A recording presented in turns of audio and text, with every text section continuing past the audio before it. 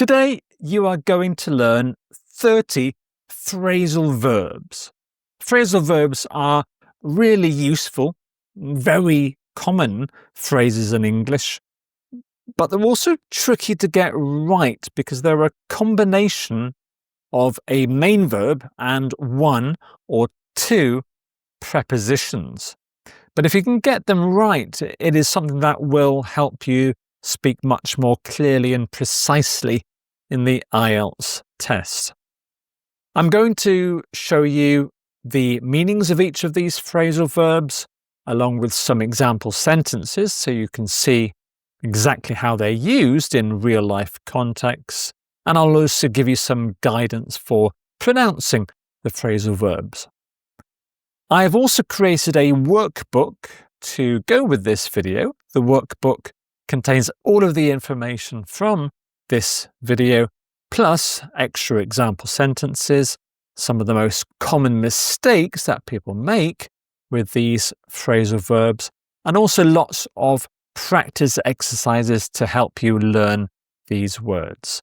I've also added 5 phrasal verbs into this workbook, 5 really advanced phrasal verbs. And if you would like to download the workbook, the link is in the description below the video, should also be up here as well. So let's start with the first of the phrasal verbs, which is break down. Break down. Break down means 3 different things. The first meaning is to stop functioning, to stop working. The second is to analyze something in detail. And the third meaning is to lose emotional control. I'll give you examples of all of these, or 3 of these definitions. My car broke down on the motorway during rush hour, so I was late for work.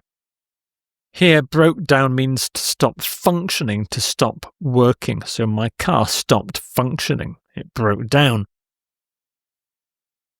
Let me break down the problem into smaller parts so it's easier to understand. This is to analyze something in detail. So to do that, to analyze something in more detail, you might want to break it down into smaller parts, into bite-sized chunks, so you can analyze each part. She broke down in tears when she heard the good news about her exam results. So when you break down in tears, you lose emotional control. And it can be for good reasons, like good exam results, or even bad reasons too. It just means you're losing control. So those are the 3 different meanings of the phrasal verb to break down. The next, carry out. Carry out. If you listen carefully to the way I say it, carry out, it sounds almost like one word. The sound is linked. Carry out. Carry out. And this means to perform or to conduct something like a task or an experiment. They're carrying out a survey to find out what young people think about climate change. Carrying out a survey, so performing or conducting a survey. Scientists have carried out experiments to test the effectiveness of the new vaccine. They have performed an experiment. The government plans to carry out major reforms to the education system. You can see the common collocations here. We often carry out a survey or carry out experiments. Carry out reforms is another common collocation. The third phrasal verb is one that uses 2 prepositions, cut back on. So we have 1, 2 prepositions here, cut back on. And this means to reduce the amount or the size or the number of something. For example, many families are cutting back on luxuries because of the rising cost of living. Doctors recommend cutting back on sugar and salt for better health. The company had to cut back on staff due to financial difficulties, so to reduce the number of staff. Note that sometimes phrasal verbs get split in the middle, but you can't do that with this one. You can't say cut back luxuries on or cut back sugar on. All stays together. The next phrasal verb is fall through. Fall through. This is to fail to happen or fail to be completed. Often relates to plans or arrangements. For example, our plans to buy a house fell through when the seller changed their mind. This is a very common use of the phrasal verb in English. House sales fall through. So they fail to happen. They don't get completed. The deal fell through at the last minute due to disagreements over the price. It failed to happen. If this opportunity falls through, we'll need to quickly find an alternative.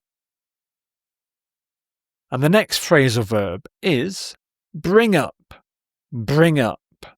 Bring up means to raise a child in certain contexts.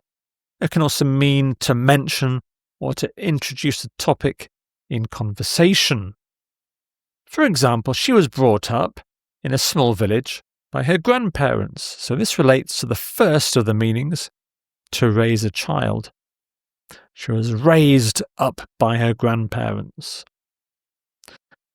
So it often means from infancy, when you're a baby, to adulthood, or certainly for lots of your childhood. I didn't want to bring up the subject of money during the family dinner. This is the second meaning, to mention or introduce a topic. So I didn't want to talk about or to mention the subject of money. He brought up an interesting point about renewable energy in the discussion. So he mentioned it. And the next phrasal verb is put off. Put off. Again, you can hear the two words here are linked. They have connected speech. Put off. Put off. This means to postpone or to discourage or to deter someone.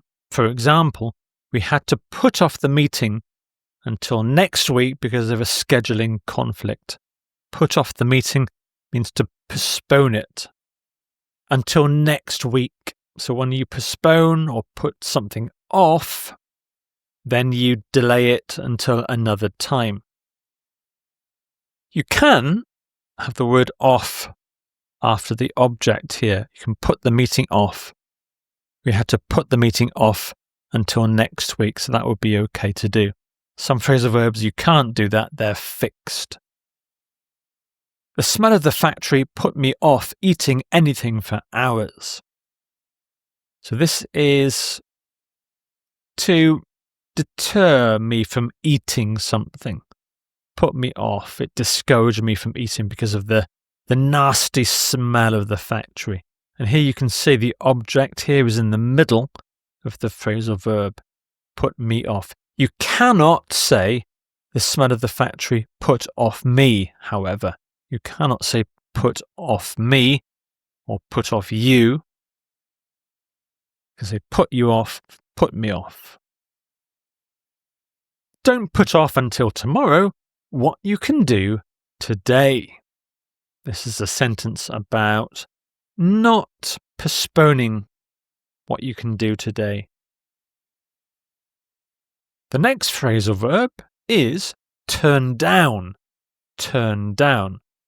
This has a couple of meanings. To reject or refuse is one meaning, or to reduce the volume of intensity is another one in common use. So the first one, he turned down the job offer because the salary was too low. He rejected the job offer. Could you please turn down the music? I'm trying to study. This is very useful in university. This means to reduce the volume or the intensity of the music here. You can also say turn the music down, turn the job offer down as well. So this phrasal verb can be split. You can just move it to after the object. She turned down 3 universities before accepting her final place. So she rejected the offers. Again, you can say she turned 3 universities down before accepting her final place. Turn down. Give up. Give up. Give up means to stop trying or to surrender. And it can also mean to quit a habit. So in the photograph, you've got somebody who's giving up smoking. He's quitting the habit. He gave up smoking after 20 years when his doctor warned him about his health. So this is the third meaning, to quit a habit. Don't give up on your dreams just because you've faced some setbacks. So this means to stop trying. The suspect gave himself up to the police after 3 days in hiding. So this is the second of the definitions to surrender. Gave himself up. As you can see here, we have the object in the middle of the phrasal verb. You can also split it here. He gave smoking up after 20 years. But you can't split it here. You cannot say, don't give on your dreams up. And the next phrasal verb is to point out. Point out. This means to draw attention to something or to mention a fact. For example, the teacher pointed out several errors in my essay that I hadn't noticed. I'd like to point out that we've already tried that approach without success. She pointed out the historical buildings as we walked through the city centre. She drew attention to it. Look into. Look into. This is to investigate or to examine something. For example, the committee is looking into ways to reduce plastic waste in the community. The police are looking into the disappearance of several valuable items. I'll look into the problem with your account and get back to you tomorrow. So all of these mean to investigate or examine. Set up. Set up. This is to establish or start something. Can also mean to arrange or prepare something. For example, the government has set up a committee to investigate the environmental impact. So this is to start or to establish a committee. We need to set up a meeting with the client to discuss the project details. She set up her own business after working for others for 10 years. So this is to start something. The second one is to arrange a meeting. You can move the preposition up after the object. So you can say she set her own business up. We need to set a meeting up. The government has set a committee up. However, it sounds a little bit unnatural because you have the prepositions here. So you would have to say the government has set a committee up to investigate, and the two prepositions next to each other sounds a little bit awkward to my ear. So I would just keep set and up together, just to be safe. Come up with. Here's one with two prepositions. Come up with. Come up with. This means to produce or suggest an idea or a solution or an amount of money. For example, we need to come up with a better solution to the traffic problem in our city.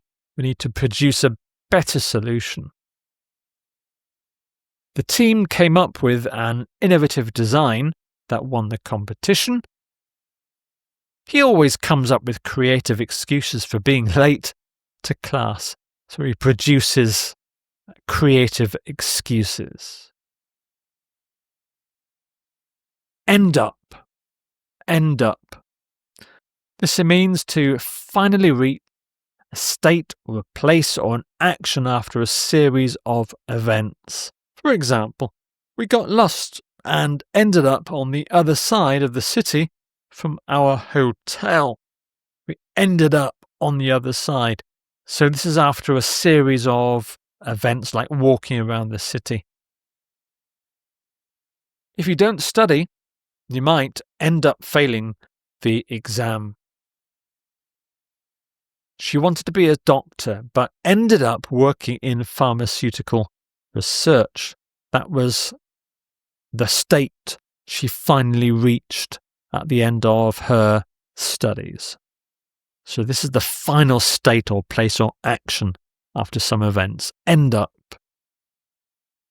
The next phrasal verb, run out of.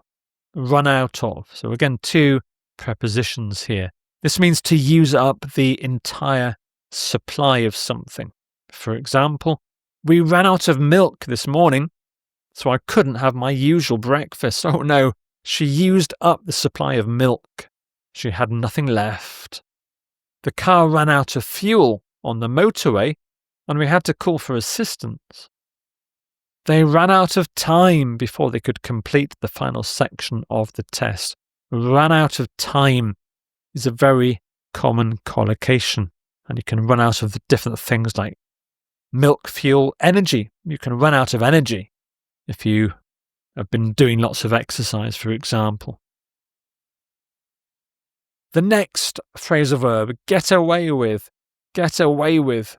This means to escape blame or punishment or consequences for something wrong or risky. For example, he got away with not doing his homework because the teacher forgot to check it. So he escaped any consequences for not doing something. This is a very useful collocation here.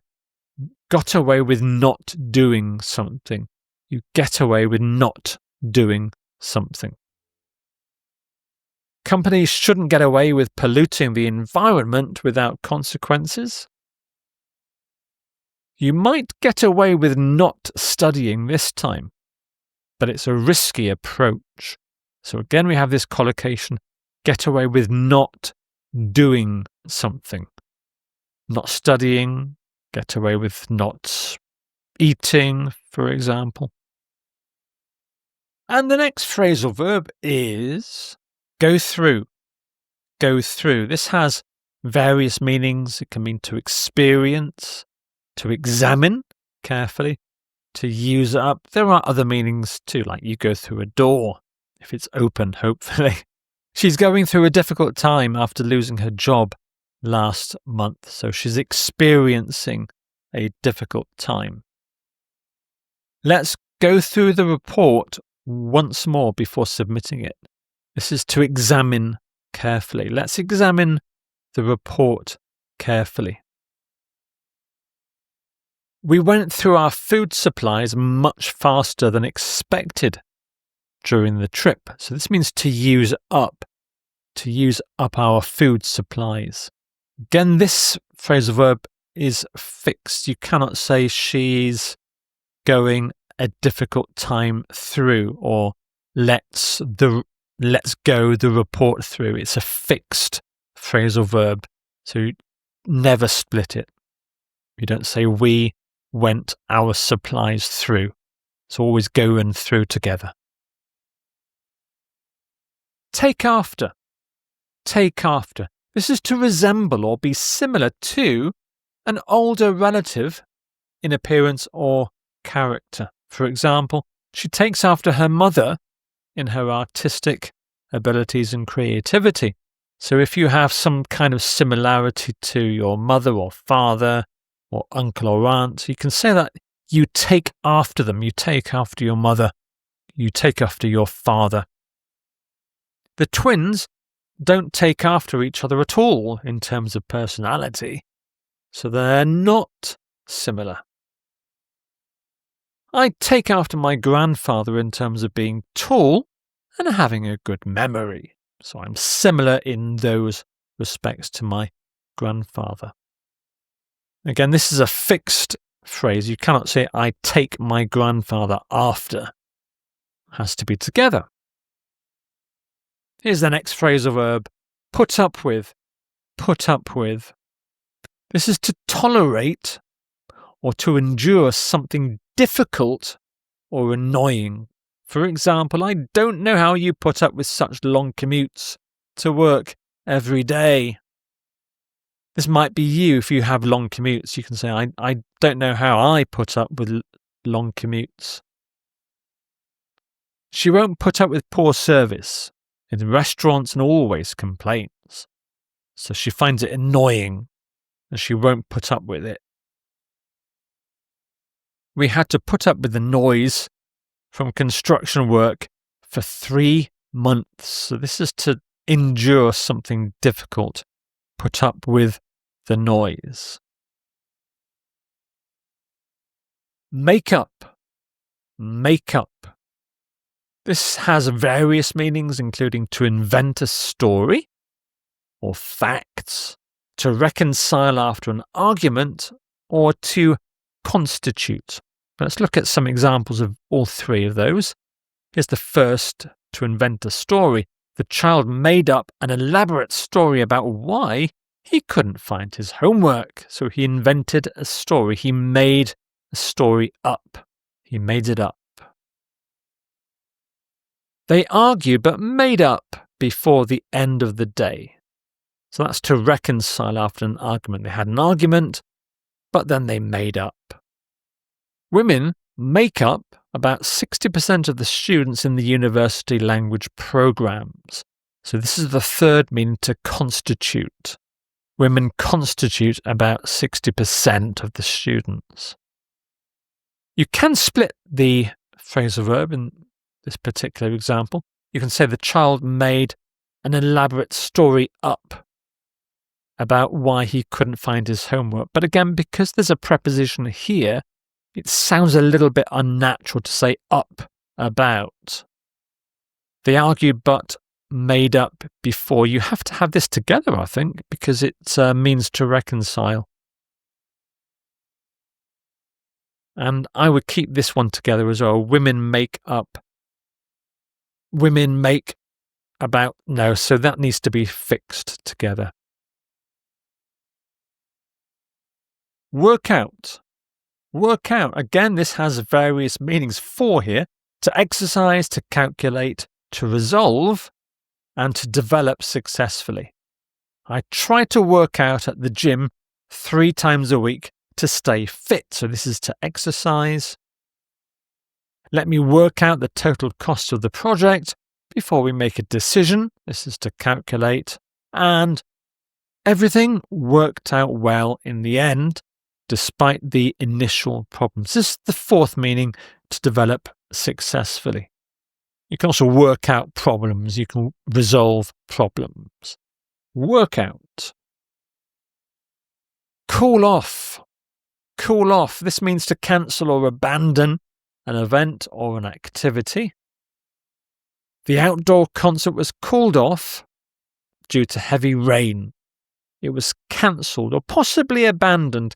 Cancel is when you call something off, usually before it happens. But if it's already happening and then it rains, then you might have to abandon it. You abandon something that started already. You cancel something that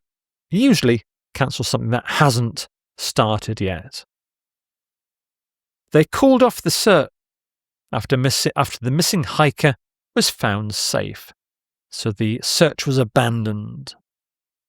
We might have to call off the picnic if the weather doesn't improve. You can split this phrasal verb. You can say, we might have to call the picnic off if the weather doesn't improve. They called the search off after the missing hiker was found safe. The outdoor concert was called. This needs to be fixed in this particular example because there's no object here. And the next phrasal verb is to look forward to. Very useful, very, very common. It means to anticipate something with pleasure. to anticipate. So something in the future. You're looking forward to something in the future. For example, I'm looking forward to meeting you in person after our online discussions. We're all looking forward to the summer holidays after a busy year. And she's really looking forward to starting her new job next month. She's anticipating it with pleasure, something in the future. And the next phrasal verb is keep up with. Keep up with. Again, two prepositions after the verb keep up with. This is to maintain the same pace or level as someone or something. So you keep up with someone or you keep up with something. It's hard to keep up with all the new technology that's constantly being developed, as in the photograph. I know what she means. Young children often struggle to keep up with older siblings in physical activities. They struggle to maintain the same level as older siblings. I try to keep up with current affairs by reading the news every morning. This has a slightly different meaning. This is to maintain your current level of knowledge. Sort out. Sort out. Again, this, as with most phrasal verbs, the sounds are connected. This is to resolve a problem or to organize or arrange things in a particular order. I need to sort out this misunderstanding before it causes more problems. I need to resolve this misunderstanding. Let's sort out these papers into different categories for filing. So this is to organize papers into an order. The manager promised to sort out the issue with my account by tomorrow. So this again is to resolve a problem. Again, like with some phrasal verbs, you can move the preposition after the object. I need to sort this misunderstanding out before it causes more problems. But also, when there is a preposition here, it does sound a little bit unnatural to do that. You can, but it just sounds a little bit unnatural. And similarly here, you sort out these papers sounds better than let's sort these papers out into different categories because of the existence of the preposition here, you see. The next phrasal verb is back up. Back up. Back up means to make a copy of data or provide support or to move backwards. Various meanings here. Always back up your important documents to avoid losing them if your computer fails. So this is to make a copy of data. The witness backed up the suspect's claim that he was elsewhere at the time. This is to provide support. The witness provided support to the claim. He had to back up his car to let the ambulance pass through the narrow street. This is to move backwards. You can split it, always back your important documents up. But again, because there's often prepositions here, or an infinitive verb, it doesn't always sound that natural. So to be safe, keep this together. Grow up. Grow up. This has two meanings which are related. So the first one, to develop from a child into an adult, also can mean to behave in a mature way, like an adult should behave, but adults don't always behave in a mature way. They need to grow up. She grew up in a small coastal town before moving to the city for university. So this is to develop from a child into an adult. So she spent her childhood in a small coastal town. Children who grow up in bilingual households often develop unique cognitive skills. So this is the same as the first meaning. And this is the second meaning. Oh, grow up. Stop behaving like a child and take some responsibility. So this is an adult behaving in an immature way. They're behaving like a child. They need to grow up. Hold on. Hold on. This is to wait or to pause. It can also mean to maintain one's grip or to persist despite difficulties. For example, could you hold on for a moment while I find that information? You'll often hear this maybe in a hospital or on the phone. They're asking you to wait or pause for a moment while they find that information. Hold on tight when the roller coaster goes upside down. This is to maintain one's grip. You don't want to fall out of the roller coaster ride in the fairground. We need to hold on until the economic situation improves. So this is to wait or to pause. But it also indicates some difficulties because the economic situation isn't great at the moment. We need to wait and persist despite difficulties. Let's look at the final 3 phrasal verbs. Figure out. Figure out. Figure out means to understand or solve something after thinking about it. For example, I can't figure out how to solve this math problem, or maths if you're British like me. Could you help me? So I can't understand it. I can't solve it. It took us a while to figure out the most efficient route to the conference venue. Scientists are still trying to figure out many mysteries of the universe. They're trying to understand or solve them. The penultimate phrasal verb is show up. Show up. This means to arrive or appear, but it can also mean to make someone look bad by comparison. Let's look at the examples. He didn't show up for the meeting, and nobody knew where he was. He didn't arrive. The new employee's excellent work is showing up the rest of the team.